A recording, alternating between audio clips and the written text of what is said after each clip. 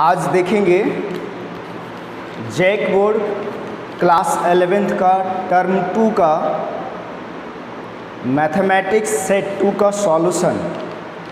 और जैसा कि मालूम है बच्चों कि हमने सेट 2 का सेक्शन ए और सेक्शन बी के कुछ क्वेश्चंस को रिकॉर्ड करके अपलोड कर चुके हैं उसके सॉल्यूशन का। हाँ, सेक्शन बी का लास्ट क्वेश्चन केवल बचा है, मतलब 14 नंबर क्वेश्चन। तो बच्चों क्या चीज़ देखने वाले हैं, set 2 Jack 11th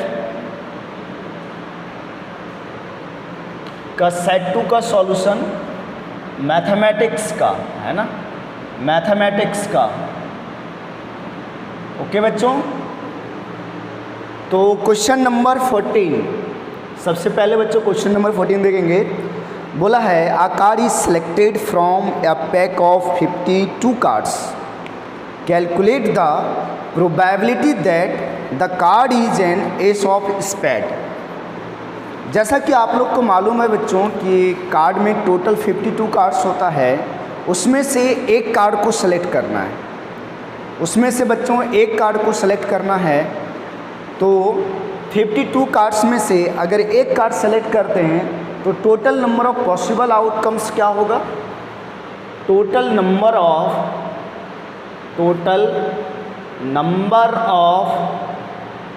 possible outcomes to select one card from 52 cards and that will be equal to 52C1, और इसको सॉल्व करके 52 आएगा। ओके बच्चों, calculate the probability that the card is an ace of spade. मतलब favourable outcomes क्या होगा, favourable outcomes जो होगा बच्चों,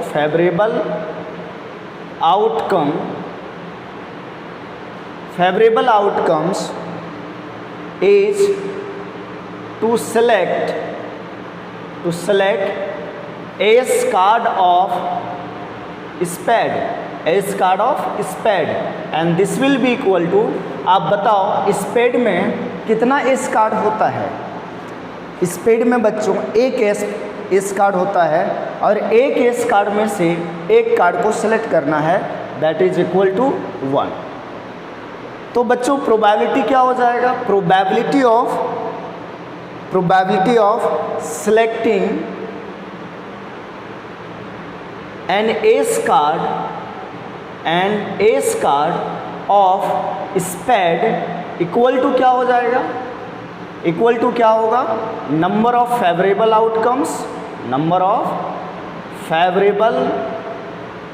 आउटकम्स, जैसा कि आप लोग प्रोबेबिलिटी का डेफिनेशन जानते हो, number of favourable outcomes divided by total number of outcomes. और फेवरेबल आउटकम्स कितना है बच्चों, 1, और टोटल आउटकम्स कितना है 52। तो ये आपका आंसर हो गया। ओके डियर स्टूडेंट्स, अब हम लोग सेक्शन सी की बात करेंगे।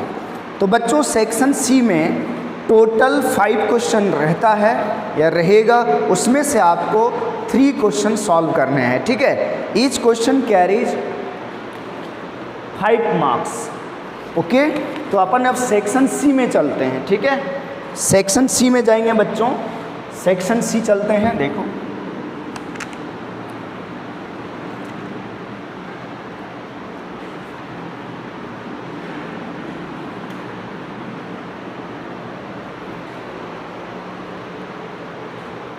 सेक्शन सी चलेंगे। देखो बच्चों क्या हो रहा है, क्वेश्चन नंबर 15, ये क्वेश्चन आपका सेक्शन सी का है। सेक्शन सी का 15 नंबर क्वेश्चन, ये क्वेश्चन आपका बच्चों परमुटेशन कॉम्बिनेशन से है।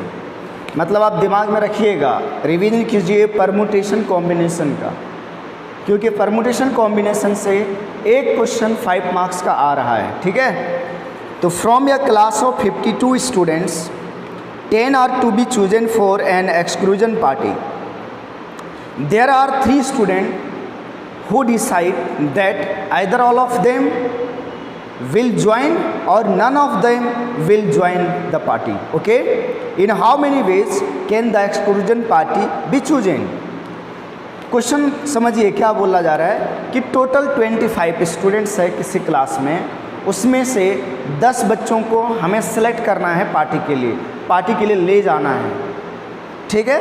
25 में से 10, अगर इतना ही क्वेश्चन रहता तो जानते हो नंबर ऑफ वेज कितना होता, डायरेक्ट हो जाता 50, 25C 10। अगर 25 में से 10 ही बच्चों को ले जाना है तो 25 में से 10 सेलेक्ट कर लेंगे और वो बहुत ही आसान है 25C 10। लेकिन बच्चों यहाँ एक कंडीशन डाला है कि 25 बच्चे में से 25 स्टूडेंट्स में से 3 पर्टिकुलर ऐसा स्टूडेंट्स है जो वो जाएगा तो तीनों और नहीं जाएगा तो कोई भी नहीं जाएगा, मतलब तीनों जाएगा साथ में या तो वो तीनों में से कोई नहीं जाएगा। मतलब हो सकता है उन तीनों में गहरी दोस्ती होगी, ऐसी फ्रेंडशिप होगी कि वो तीनों एक साथ ही रहता होगा, अगर पार्टी करना तीनों साथ करेंगे, नहीं करना है तो नहीं करेंगे, ठीक है। तो यहाँ पर हमें 2 केस फ्रेम करना पड़ेगा, एक जब वो 10 के ग्रुप में वो तीनों स्टूडेंट्स जाएंगे और दूसरा कि जब वो 10 के ग्रुप में वो तीनों में से कोई भी नहीं जाएगा, राइट। तो चलें बच्चों इसमें केस फर्स्ट ऐसे कर लेते हैं, केस फर्स्ट केस सेकंड लेकर के सॉल्व कर लेते हैं और फिर दोनों केस को ऐड कर देंगे, है ना, टोटल निकल जाएगा। व्हेन फर्स्ट केस में when 3 particular students will go to party, तो will be selected for party. जब वो तीनों स्टूडेंट को पार्टी के लिए सेलेक्ट कर लिया गया, ले लिया गया, तो देखो बच्चों ये तो मतलब पहले ही सिलेक्शन हो गया ना 25 में से 3 का, तो टोटल नंबर ऑफ वेज जो इसमें होगा, टोटल नंबर ऑफ वेज बताओ। आप ऐसे समझो जैसे 15 क्रिकेट प्लेयर्स है ना, इंग्लैंड के लिए भेजा गया है 15 प्लेयर, ध्यान से समझना, और इस 15 प्लेयर में से एक कैप्टन भी शामिल है और एक विकेट कीपर। अब 15 में से बच्चों आपको 11 को लेना है, वहाँ जब टीम सेलेक्ट होगा खेलने के लिए तो बच्चों 11 प्लेयर्स को लेना पड़ेगा कि नहीं लेना पड़ेगा। अब आप ही लोग बताओ इसमें जो कैप्टन और विकेट कीपर होगा उसको तो लेना ही लेना है, वो तो 100% 11 में रहेगा, प्लेइंग 11 में रहेगा। तो वास्तव में बच्चों अगर प्लेइंग 11 में कैप्टन और विकेट कीपर रहेगा ही तो वास्तव में हमें केवल 9 प्लेयर को सेलेक्ट करना है, वो भी कितने में से, 15 में से नहीं, 13 में से। तो यहाँ पर हमने क्या किया कि कैप्टन और विकेट कीपर को सेलेक्ट कर लिया ऑलरेडी, क्योंकि वो जाना ही जाना है। तो वो एक तरीके से हुआ क्योंकि वो दोनों कंफर्म है आना। तो क्या हुआ, 2 प्लेयर यहाँ भी माइनस हो गया और 2 प्लेयर यहाँ भी माइनस हो गया, मतलब 13 में से हमें 9 ही सेलेक्ट करना है। एकदम सेम केस यहाँ पर हो रहा है कि 3 पार्टिकुलर स्टूडेंट्स जो है वो पार्टी में जाएगा ही जाएगा। तो 25 में से 10 लेना था तो 3 तो जाएगा ही जाएगा। तो अब वास्तव में 25 में से जो हमने पहले सेलेक्ट कर लिया वो 3 माइनस हो जाएगा क्योंकि उसको पार्टी में ले चुके हैं। अब 10 में से भी 3 माइनस हो जाएगा क्योंकि 3 बंदा पार्टी में आ चुका है, 3 बंदा को हमने पार्टी के लिए सेलेक्ट कर चुका है। तो बच्चों क्या आ गया यहाँ पर, टोटल नंबर ऑफ वेज कितना हो जाएगा, 22C7। दूसरा केस क्या बनेगा बच्चों, दूसरा केस क्या बनेगा, when 3 particular students, when 3 particular students will not go to party, जब वो 3 particular student पार्टी के लिए नहीं जाएगा। यानी आप समझो कि इंग्लैंड के लिए 15 प्लेयर्स को तो भेजा क्या, लेकिन उसमें 2 प्लेयर जो है घायल हो गया, इंजर्ड हो गया, तो 2 प्लेयर खेल पाएगा क्या? नहीं खेल पाएगा। तो टोटल में से तो माइनस हो जाएगा, मतलब 15 में से तो माइनस हो जाएगा, लेकिन भैया हमें 11 तो चाहिए ही चाहिए ना। तो 15 में से 2 को माइनस करके 11 लेना ही पड़ेगा। एकदम सेम केसेस देखो, ये 3 बच्चा जो है पार्टी में नहीं जाएगा, लेकिन हमें पार्टी में 10 ले जाना है। तो क्या हुआ, टोटल नंबर ऑफ वेज कितना होगा बताओ? टोटल नंबर ऑफ वेज हो जाएगा 25 में से 3 तो बाहर हो गया, क्योंकि ये 3 लोग जाएगा ही नहीं, तो इन तीनों को सेलेक्ट ही नहीं करना है हमें। तो 25 में से 3 घट गया, मतलब 22 में से ही हमें 10 सेलेक्ट करना है। तो क्या हो गया, C10, 25 minus 3 C10 and that is equal to 22 C10। तो टोटल नंबर ऑफ वेज क्या हो जाएगा? Total number of ways to select for party equal to, दोनों ऐड कर देंगे, जब तीनों जाएगा उस टाइम ये आया, और जब वो तीनों नहीं जाएगा उस टाइम ये आया, मतलब 22C7 प्लस 22C10। आगे बच्चों आप लोग इसको सॉल्व करने जानते हो, सॉल्व कर सकते हो, तो आप आंसर यहीं पर छोड़ सकते हो। ओके, तो this is the good question. देखो बच्चों, प्रोबेबिलिटी और परमुटेशन कॉम्बिनेशन का क्वेश्चन जो है वो लेंथी नहीं बनता है, वो 4 से 5 लाइन में फिनिश हो जाएगा। तो यहाँ पर आपका टाइम बचेगा, और ये जो टाइम बचा उस टाइम को आपको दूसरे क्वेश्चन में अप्लाई करना पड़ेगा जो लेंथी है, वहाँ आपका टाइम वहाँ कंज्यूम होगा ज़्यादा। जैसे कि बच्चों का शिकायत आ रही है, फर्स्ट पेपर हो चुका है कि सर टाइम बहुत कम दिया गया है, मतलब 1 आवर का टाइम मिलता है, 1.5 आवर का है लेकिन 1 आवर का टाइम मिलता है। बच्चों that is the right time, सही है टाइम वो 1 घंटा, 1 घंटा में इतने क्वेश्चन आपसे हो जाने चाहिए। टाइम मैनेजमेंट सीखना पड़ेगा आपको, प्रैक्टिस करके घर में आप एक काम करो, मॉडल सेट है ना, इसको विदिन 1 आवर फिनिश करके देखो। अगर आप 1 घंटे में अपने घर में फिनिश कर लेते हो तो वहाँ भी हो जाएगा, राइट। कोई भी क्वेश्चन फ्रेम करता है तो वो पहले इस चीज़ को बढ़िया से चेक कर लेते हैं। ओके, चलो आप ये मत बोल देना कि सर आप यहाँ सॉल्व कर रहे हो, आप बहुत टाइम लगा रहे हो। मैं आपको समझा भी रहा हूँ बच्चों, और कुछ बातें और भी मैं डिस्कस कर ले रहा हूँ यहाँ पर, तो यहाँ तो टाइम लगेगा ही लगेगा, लेकिन जब पेपर सॉल्व करने की बारी आती है तो केवल सॉल्व करना है।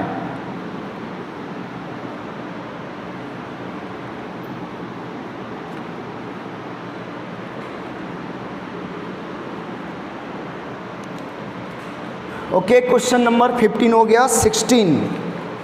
16 बच्चों जीपी का क्वेश्चन है। 16 जो क्वेश्चन है आपका वो बच्चों जीपी का क्वेश्चन है, ठीक है। किसका क्वेश्चन है? जीपी का। देखो बच्चों क्या दिया है, बोला है कि इसका सम निकालो, s equal to 8 plus 88 plus triple times 3 times of 8 4 times of 8 and this is equal to n terms. कितने टर्म्स तक का सम निकालना है? n टर्म्स का। तो बच्चों ये क्वेश्चन मैं तो क्लास में करवा चुका हूँ इस टाइप का, जानते हो ना, 7 लेके करा था, 7 7 7, 0.5 लेके करा था, 0.5, 0.55, 0.555। याद आ रही है बात? तो क्या बताया गया था कि आप क्या करो, इस सीरीज को 9 9 के सीरीज में ले आओ, चाहे 8 8 का रहे या 5 5 का रहे या 7 7 का रहे, सबको 9 के फॉर्म में लाना है। मतलब आपको ऐसे लाना है 9 प्लस 9 9 प्लस 9 9 9, इस फॉर्म में लाना है आपको, इसको इस फॉर्म में कन्वर्ट करना है। तो बच्चों मैंने तरीका भी बताया था आप लोगों को। बाबू क्या तरीका बताया था कि सबसे पहले इसको 1 बना लो, तो 1 कैसे बनेगा बाबू, यहाँ से तुम 8 कॉमन ले लो, तो यहाँ बन गया 1, यहाँ 1 1 प्लस 1 1 1 प्लस 1 1 1 और प्लस 1, इसी तरह चलता रहेगा। कितने टर्म्स तक बच्चों, n टर्म्स तक, ठीक बात। अब इसको 9 बनाना है तो हम क्या करते हैं, 9 से मल्टीप्लाई कर देते हैं। और अगर बच्चों आपने मल्टीप्लाई किया 9 से तो 9 से डिवाइड भी करोगे। अब देखो यहाँ 9 से हमने डिवाइड कर दिया, तो इधर 9 से मल्टीप्लाई करें तो 9 इंटू 1 9, 9 इंटू 11 99, और इसी तरह से ये सीरीज आपको 9 के फॉर्म में मिल गया। ये मिला बच्चों, देखो n टर्म्स तक। अब इसको जो है ना 10 के फॉर्म में बदल लो, यानी इसको जीपी में बदल लेते हैं। देखो 9 को बच्चों लिख सकते हैं 10 - 1 प्लस 99 को लिख सकते हैं 10 स्क्वायर माइनस 1। 10 स्क्वायर मतलब 100 - 1, 100 - 1 कितना हुआ 99। 10 क्यूब माइनस 1 प्लस 10 पे पावर 4 - 1 एंड सो ऑन, इस तरह से n टर्म्स चलेगा बच्चों। अब यहाँ पर देखो बच्चों, ये 10 वाला जो है ये जीपी में दिख रहा है। 10 में 10 मल्टीप्लाई करोगे 10 स्क्वायर आएगा, ये देख रहे हो, ये देखो 10 में 10 मल्टीप्लाई करोगे 10 स्क्वायर, 10 स्क्वायर में 10 मल्टीप्लाई करोगे 10 क्यूब। तो ये जो जीपी दिख रहा है इसको, ये जो दिख रहा है 10 वाला ग्रुप, इसको बच्चों हम एक साथ लिख लेते हैं। तो ये 10 plus 10 square plus 10 cube plus 10 raise to the power 4, और ये बच्चों इस तरह से n टर्म्स है। ये भी तो n टर्म्स होगा, अगर ये टोटल नंबर ऑफ जो बॉक्स है वो n टर्म्स है तो ये 10 10 स्क्वायर 10 क्यूब, ये जो सीरीज आया बच्चों इसमें भी n टर्म्स रहेगा। अब देखो ये -1 हर एक जगह है, तो यहाँ माइनस कर लिया और ये 1 को अंदर में ब्रैकेट के अंदर लिख दिए, तो ये 1 + 1 + 1, इस तरह से ये भी n टर्म्स होगा। तो बच्चों ये जो सीरीज आया है आपका, ये सीरीज किस में है, जीपी में है। ये सीरीज किस में है बच्चों, जीपी में, जहाँ फर्स्ट टर्म है 10 और कॉमन रेशियो भी है 10। ओके बच्चों, तो आप लोगों को जीपी का सम का फॉर्मूला पता होगा। जीपी का सम का फॉर्मूला क्या है बच्चों, S इन्फिनिटी मतलब sum of n terms of GP, A into r पे power n - 1 divided by r - 1। ये जीपी के n टर्म्स का सम का फॉर्मूला है। तो चलो फॉर्मूला लगाते हैं। a के जगह पर आपका 10 है तो 10 इंटू r के जगह बच्चों भी 10 है तो 10, total number of terms n है तो पावर n हो गया -1, इसको बढ़िया से लिख दूँ -1 डिवाइडेड बाय 10 - 1।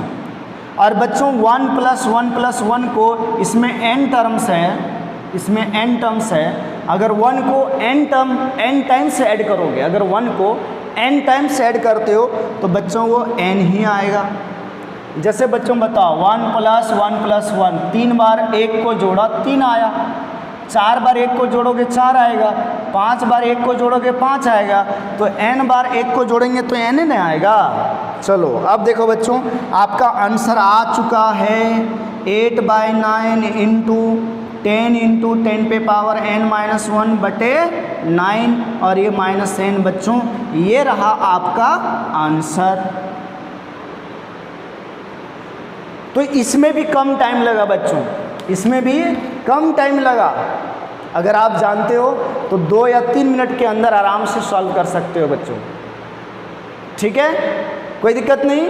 तो आप ये भी जान लो कि एपी और जीपी से एक क्वेश्चन आपका 5 मार्क्स का आ रहा है, तो एपी जीपी को बढ़िया से रिवीजन कर लो, है ना।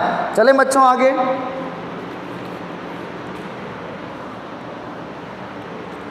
और भाई लोग एकदम बढ़िया से एग्ज़ाम का तैयारी करो, है ना। देखो बच्चों स्पेक्ट्रम कैरियर इंस्टीट्यूट एक ऐसा संस्था है जहाँ पर सभी सब्जेक्ट्स का, है ना, सभी सब्जेक्ट्स का पढ़ाई एक साथ होता है और जितने भी फैकल्टीज हैं वो सभी टीचर्स बच्चे हाईली क्वालिफाइड हैं, इंजीनियर्स हैं, है ना, और दिल्ली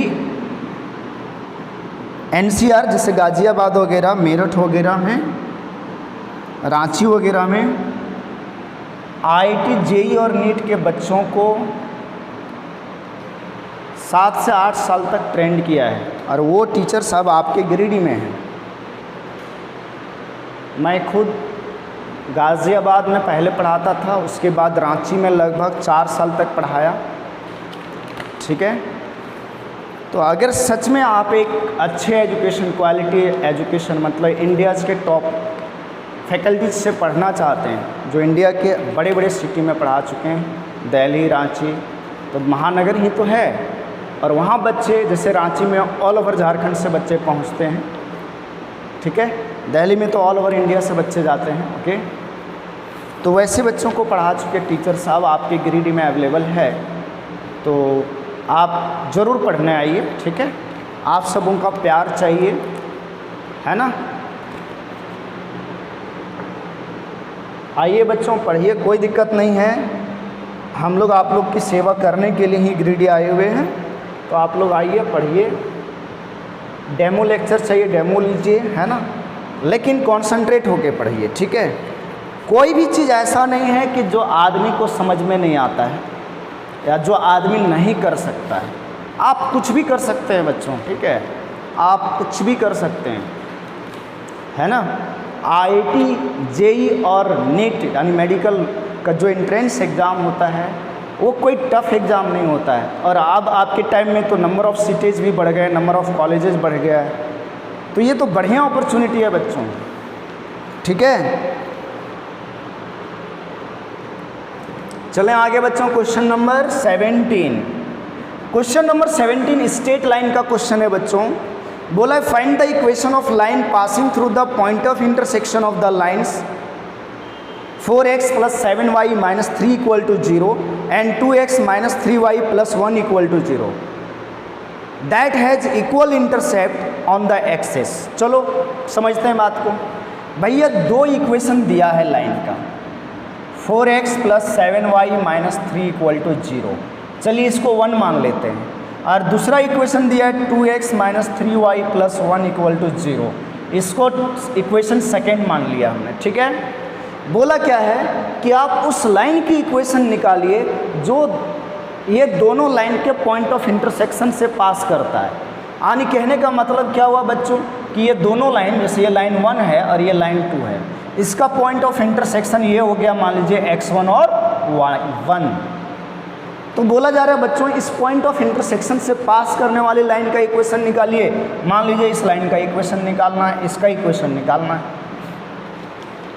तो सबसे पहले क्या करेंगे बच्चों, ये पॉइंट ऑफ इंटरसेक्शन निकाल लेते हैं। देखो लाइन का इक्वेशन फाइंड आउट करने के लिए आपको या तो 2 पॉइंट्स चाहिए, या तो एक पॉइंट एक स्लोप चाहिए, या तो इंटरसेप्ट चाहिए, एक इंटरसेप्ट एक स्लोप, या एक पॉइंट और एक इंटरसेप्ट मिल जाए। समझ रहे बात को। जो बच्चे स्ट्रेट लाइन पढ़े हैं उसे ये बात बहुत अच्छी तरह से समझ में आ रही होगी, और जो नहीं पढ़े हो बच्चों तो अब इसमें मैं क्या कर सकता हूँ बताओ। नहीं पढ़े हो स्ट्रेट लाइन तो मैं क्या कर सकता हूँ भाई, ज़्यादा ज़्यादा आप क्या करोगे, ज़्यादा से ज़्यादा आप ये कर सकते हो कि चलो ये सेट का क्वेश्चन है तो इसके सॉल्यूशन को रट लेते हैं। नहीं बेटा नहीं हो पाएगा सॉल्व, ये मैथमेटिक्स है। न्यूमेरिकल करने के लिए चाहे वो मैथमेटिक्स है फिजिक्स हो, उसके लिए प्रैक्टिस करना पड़ता है। अगर कोई क्रिकेट प्लेयर बैट्समैन कोई फील्ड में उतरता है तो उसके पहले वो उसका अच्छा प्रैक्टिस होता है, तभी वो वहाँ जो बॉल आती है उसको मार पाता है। तो आपको यहाँ बैटिंग करनी है तो बैटिंग करने से पहले आपकी प्रैक्टिस होनी चाहिए, उसके बारे में नॉलेज होनी चाहिए। ऐसे आप सोचोगे कि चलें इंडिया क्रिकेट टीम में आपको ले लिया है ना, बोल बैटिंग मैं कर लूँगा, तो ऐसा नहीं होता है बच्चों, ठीक है। बात को समझो और पढ़ाई पे ध्यान दो, है ना। चलो जो मिस हो गया वो ठीक है, लेकिन आप कोशिश करो। तो बच्चों सबसे पहले मैं पॉइंट ऑफ इंटरसेक्शन निकाल लेता हूँ इन दोनों इक्वेशन को सॉल्व करके। तो फ्रॉम इक्वेशन 1 और 2, ध्यान दो बच्चों, लीनियर इक्वेशन सॉल्व करने के लिए आप लोगों ने 3 से 4 मेथड पढ़ रखे हैं, जैसे substitution method, elimination method, cross multiplication method, graphical methods, और भी मेथड्स होते हैं, लेकिन ये 4 आप जरूर पढ़े हुए हैं। तो आपको याद होगा इसमें से सबसे शॉर्ट जो होता है वो क्रॉस मल्टीप्लिकेशन मेथड होता है। और यहाँ पर आपको देखो, अगर तुम सब्स्टिट्यूशन से करने लगे तो लेंथी होगा, आधा पेज इसी में चला जाएगा।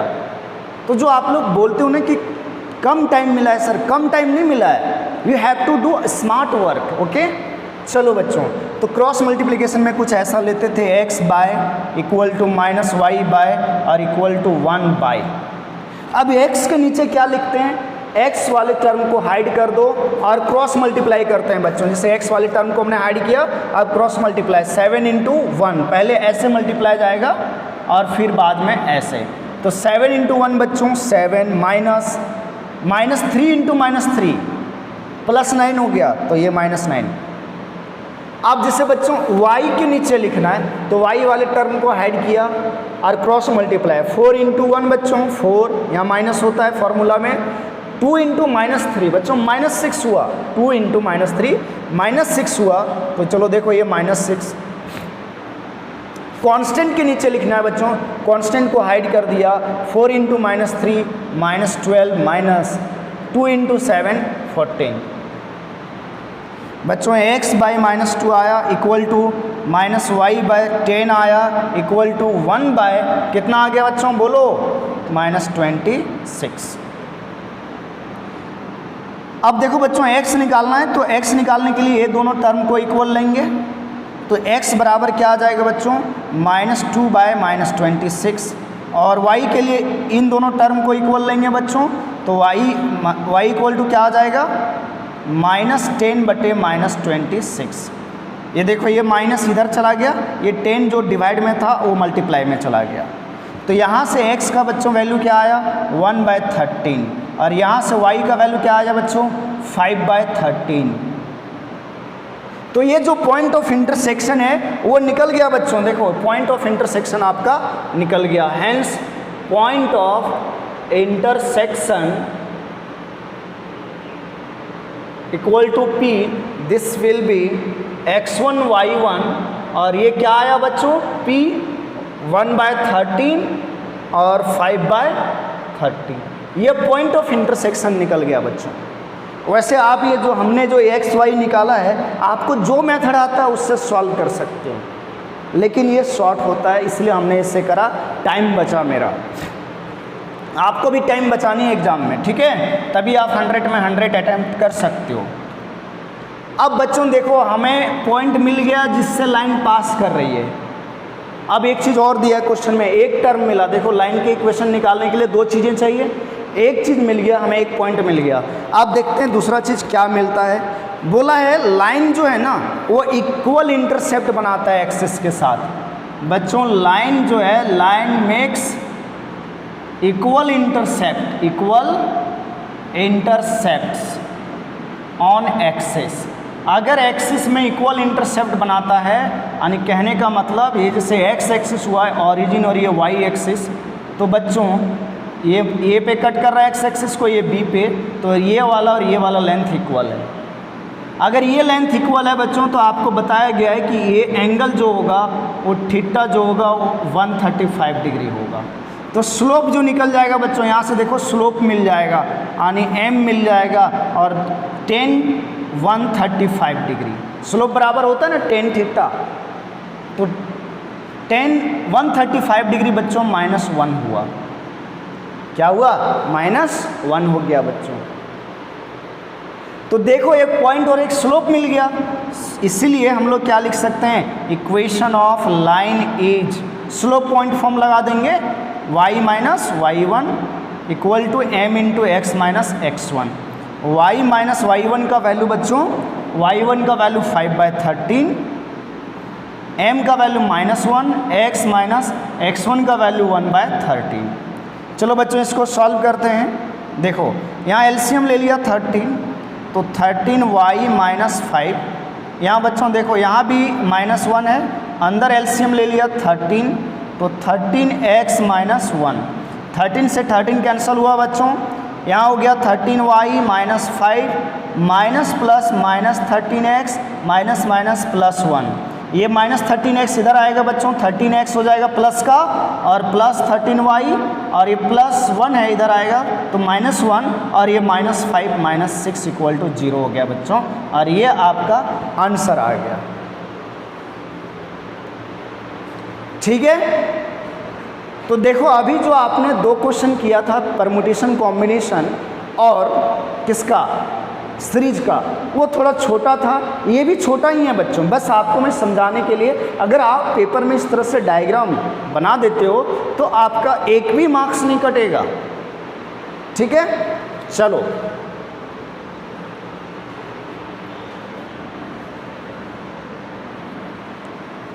अब दो क्वेश्चन बचे हैं सेक्शन सी का, 18 नंबर और 19 नंबर। Question number 18 and 19।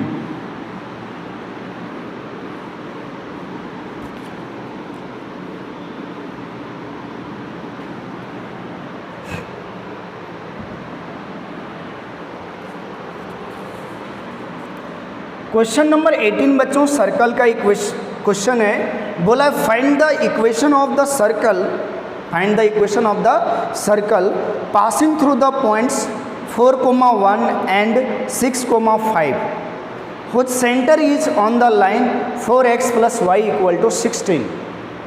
बोला है क्या, गिवन क्या है, गिवन है बच्चों circle passing through, circle is passing through, कौन सा पॉइंट से पास कर रहा है, points 4,1 and 6,5, 6,5 and centre lies on line 4x + y = 16। ऐसा क्वेश्चन मैं बच्चों क्लास में आपको करवा चुका हूँ।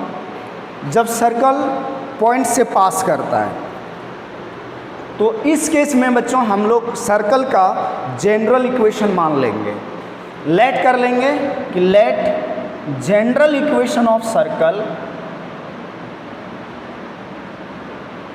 Circle is to be x² + y² + 2gx + 2fy + c = 0।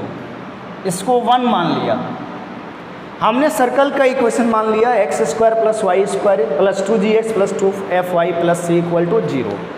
जहाँ पर इसका सेंटर क्या होता है बच्चों, ये जनरल इक्वेशन अगर मानते हैं तब सेंटर जो होता है where centre that is equal to -g और -f। अब सुनो बच्चों, ये जो सर्कल का सेंटर है वो इस लाइन के ऊपर लाई कर रहा है। इसका मतलब ये सेंटर यानी ये कोऑर्डिनेट इस इक्वेशन को सेटिस्फाई करेगा। सेटिस्फाई करने का मतलब क्या हुआ, x की जगह -g रख दीजिए और y के जगह -f। तो क्या लिखेंगे, since centre -g -f lies on 4x + y = 16, hence x के जगह -g रखिए तो -4g, y के जगह -f रखिए तो ±-f = 16। यहाँ पर बच्चों दोनों साइड माइनस से मल्टीप्लाई कर दें तो ये +4g + f = -16। ये हमारा इक्वेशन नंबर 2 मिल गया। देखो बच्चों, ये जो सर्कल का इक्वेशन कंसीडर किया है इसमें 3 अननोन्स हैं, तो हम लोग को 3 इक्वेशंस चाहिए। जैसे अननोन क्या है, g, f और c। एक इक्वेशन मिल गया है, 2 इक्वेशन आपको और बनाने हैं। कैसे बनेगा, ये सर्कल ये दोनों पॉइंट से पास करती है, ये सर्कल ये दोनों पॉइंट से होकर गुजरती है, तो ये पॉइंट जो है इस सर्कल को सेटिस्फाई करेगा और ये भी पॉइंट इस सर्कल को सेटिस्फाई करेगा, राइट। तो यहाँ लिख देते हैं हम लोग, चलते हैं आगे, इक्वेशन बनाते हैं। Since circle 1 passing through, circle 1 passing through points 4,1 and 6,5 hence क्या करेगा, ये पॉइंट इसको सेटिस्फाई करेगा। तो बच्चों जब पॉइंट 41 इसको सेटिस्फाई करेगा तो क्या होगा, x की जगह 4 रखो और y की जगह 1 रखो। तो बच्चों देखो 4 square plus 1 square 2g, x के जगह 4 तो 2g इंटू 4, 2f और y के जगह 1 तो 2f into 1 plus c equal to 0। बच्चों इसको सॉल्व करें तो 4 2 जा 8g plus 2f plus c equal to, देखो बच्चों 4 का स्क्वायर 16 और एक 17, इधर प्लस में 17 हुआ, उधर जाके माइनस में 17 होगा। Equation number 3।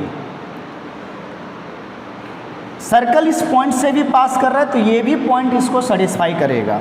तो 6,5 जब इक्वेशन में पुट करेंगे तो 6 का स्क्वायर 5 का स्क्वायर 2g इंटू 6, एक्स की जगह 6 प्लस 2f इंटू 5 और प्लस का c इक्वल टू 0।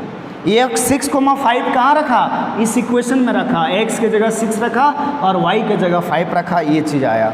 बच्चों क्या हो गया 12g प्लस 5 2 जा 10f, देख रहे हो 12g plus 10f plus c equal to 25 और 36, 25 और 36, 6 5 11 और 3 2 5 और 1 61, इधर 61 आ रहा है तो इधर आएगा -61।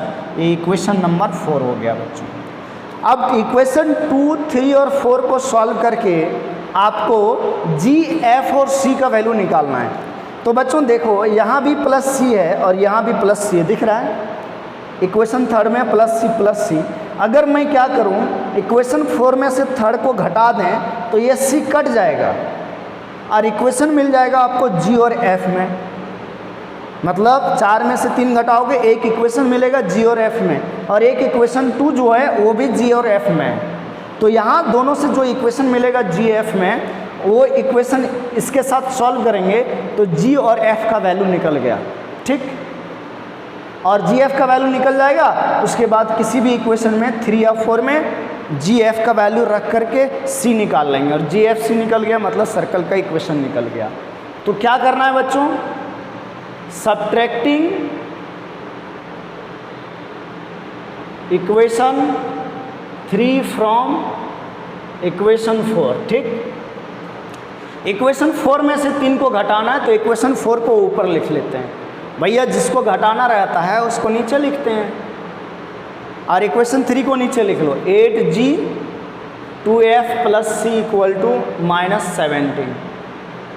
एकदम बच्चों हमारे वीडियो को शेयर करो ताकि ज़्यादा से ज़्यादा बच्चों को इसका बेनिफिट मिल सके, है ना। और हम जैसे टीचर को आप जैसे बच्चों का प्यार और मोहब्बत का ही ज़रूरत होता है। तो बच्चों इसको माइनस करना है, माइनस कर लेते हैं। माइनस का क्या हो गया प्लस, 12 में 8 गया 4, 10 में 2 गया प्लस 8, 12 में 8 गया 4g, 10 में 2 गया 8f, c में से c कट गया बराबर बच्चों। अब 61 में 17 जाएगा तो 11 में 7 गया, कितना बच गया 4, ठीक है। 5 में 1 गया 4, लेकिन यहाँ माइनस में बचेगा। देखो बच्चों 4 से भाग लग जा रहा है तो भाग दे देंगे तो यहाँ g हो जाएगा, यहाँ 2f हो जाएगा और यहाँ -11 हो जाएगा। ये इक्वेशन नंबर 5 बन गया अपना। अब इक्वेशन 2 और 5 को देखो बच्चों, इक्वेशन 2 और 5 को g और f में है तो एक काम करते हैं, इन दोनों इक्वेशन को सॉल्व करते हैं। कैसे सॉल्व करें, यहाँ देखो 2f है और यहाँ भी f है, तो अगर इसको 2 से गुना कर दें तो 2f बन जाएगा और फिर घटा देंगे। यानी क्या करें, डायरेक्ट लिखो सॉल्विंग इक्वेशन 2 and 5। तो मैं क्या कर रहा हूँ, इक्वेशन 2 को 2 से गुना कर दे रहा हूँ तो 8g हो गया प्लस 2f इक्वल टू -32, और इसके नीचे इक्वेशन 5 को लिख दे रहा हूँ -11, और इसको घटा दे रहे हैं तो माइनस करेंगे तो ये प्लस का माइनस, ये माइनस का प्लस, ये बच्चों कट गया। इधर बन गया 8g माइनस g मतलब 7g इक्वल टू, यहाँ कितना बचेगा बच्चों 21 बचेगा माइनस का, -21। तो g का वैल्यू आ गया बच्चों -3। अगर g का मान में आ गया तो f निकालना है, तो इक्वेशन 5 में g का वैल्यू रखो या इक्वेशन 2 में रखो। तो क्या करें, putting g equal to -3 in equation 5। Equation 5 में g का मान रख दे रहे हैं। देखो बच्चों, -3 + 2f इक्वल टू -11, तो 2f equal to -8, f equal to -4 आ गया बच्चों।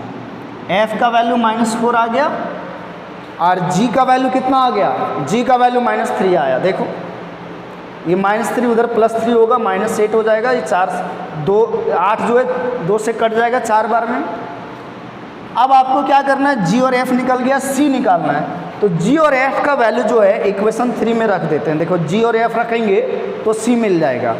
तो पुटिंग क्या लिखें, putting g equal to -3 and f equal to -4 in equation 3।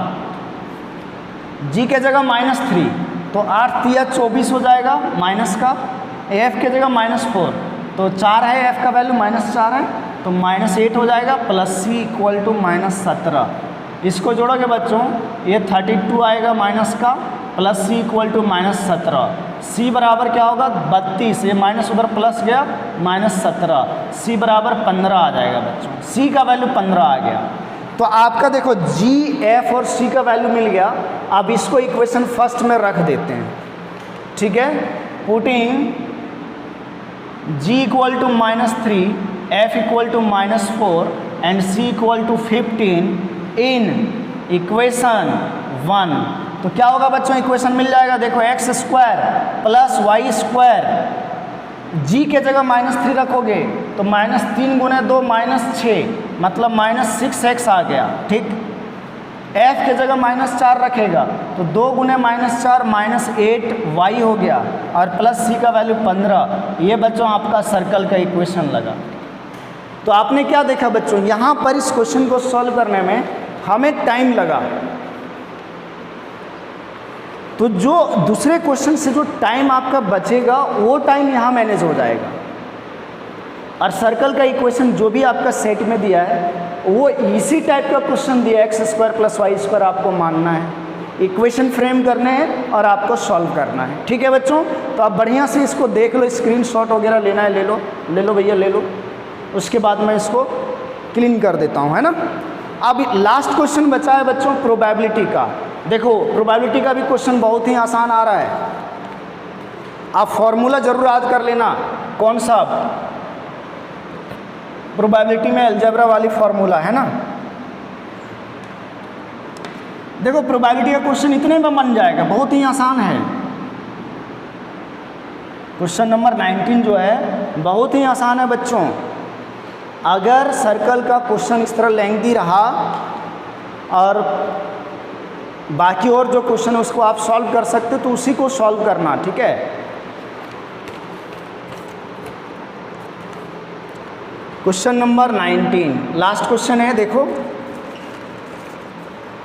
बोला है बच्चों, if A and B are events such that P A बराबर गिवन है, यानी probability of happening of event A given है 0.42, पी बी गिवन है 0.48, P A and B given है 0.16। इसका मतलब हुआ बच्चों पी ए इंटरसेक्शन बी और कितना 0.16। हम लोग से बोला आगे डिटरमाइन मतलब फाइंड करो। पहला क्वेश्चन है बच्चों प्रोबेबिलिटी ऑफ नॉट ए, मतलब probability of not happening of A. और नॉट ए को हम लोग कैसे लिखते हैं बच्चों, पी ए बार, और पी ए बार बराबर क्या होता है बच्चों 1 माइनस पी ए, यानी probability of not happening is equal to 1 minus probability of happening of event A. अब आंसर क्या आएगा 1 minus P A, P A का वैल्यू 0.42, तो ये 0.58 आ गया बच्चों। दूसरा जो क्वेश्चन है यहाँ पर आपका वो आपसे पूछा है पी नॉट बी, इसका मतलब probability of not happening of B यानी नॉट बी मतलब पी बार। ये भी क्या होगा 1 माइनस पी बी, तो 1 माइनस पी बी का वैल्यू 0.48 है, तो ये बच्चों आ जाएगा 0.52। थर्ड नंबर क्वेश्चन में बोला है बच्चों प्रोबेबिलिटी ऑफ ए और बी। और का मतलब होता है बच्चों यूनियन, ए यूनियन बी। ये जो फॉर्मूला मैं लिख रहा हूँ इसको याद रखना भैया। क्या होता है P A union B? P A plus P B minus P A intersection B. This implies that P A union B equal to P A का वैल्यू बच्चों 0.48, पी बी का वैल्यू बच्चों 0.4, पी ए का value 0.42, P B का 0.48 minus इसका कितना है 0.16। जोड़ो 8 2 10, 4 और 8 1 9, 0.90 में से 0.16 घटाना है, ये 4 हो गया और 8 में एक गया 7, 0.74 आ गया इसका आंसर। नेक्स्ट जो क्वेश्चन इसमें दिया है बच्चों probability of A union B का डैश लिखा है, मतलब वही डैश मतलब वही बार, जैसे ए बार या ए डैश, ये सब एक ही चीज़ है ना। तो बच्चों ये क्या है वास्तव में ए यूनियन बी का बार का प्रोबेबिलिटी पूरे का है ना, तो ये भी क्या होगा P A union B, 1 minus P A union B. ये बात ध्यान में रखो ना कि probability of not happening equal to 1 minus probability of happening. देखो यहाँ पर इस सेट में इस फॉर्मूले से 4 क्वेश्चन बन रहा है, 1 2 हो गया, पहला दूसरा और चौथा भी यही है और 5वां भी यही है। मतलब इससे प्रोबेबिलिटी ऑफ नॉट हैपनिंग से ये क्वेश्चन बन रहा है। देखो आप 1 minus P A union B आया बच्चों 0.74, तो यहाँ 6 हो गया और 9 में 7 गया 2, 0.26 आया इसका आंसर। लास्ट जो है बच्चों question that is probability of A intersection B का कॉम्प्लीमेंट, और इसका मतलब वही हुआ डैश, मतलब समझो बात को बार ही होता है, तो ये 1 minus P A intersection B, तो 1 minus P A intersection B, P A intersection B बच्चों 0.16 दिया है, तो ये आ जाएगा 0.84 आंसर आ गया बच्चों। तो आप देखो ये प्रोबेबिलिटी का क्वेश्चन बहुत ही आसान आ रहा है, सेट में बहुत ही आसान ईजी दिया है। अगर ऐसा दे दिया तो आपके लिए तो बहुत अच्छी बात है। ओके बच्चों, तो ये सेट नंबर 2 का सेक्शन सी का सारे सॉल्यूशन हो गए हैं। आप एक चीज़ ध्यान दो, आपको क्या करना है, परमुटेशन कॉम्बिनेशन, प्रोबेबिलिटी और sequence and series, straight line और सर्कल का क्वेश्चन 5 नंबर में दिया जा रहा है। परमुटेशन कॉम्बिनेशन और प्रोबेबिलिटी का क्वेश्चन शॉर्ट में बन रहा है। बाकी जो क्वेश्चन है बाकी चैप्टर का वो क्वेश्चन लेंथी हो सकता है आपके लिए। ठीक है बच्चों, तो आज के लिए इतना ही रखते हैं। ओके।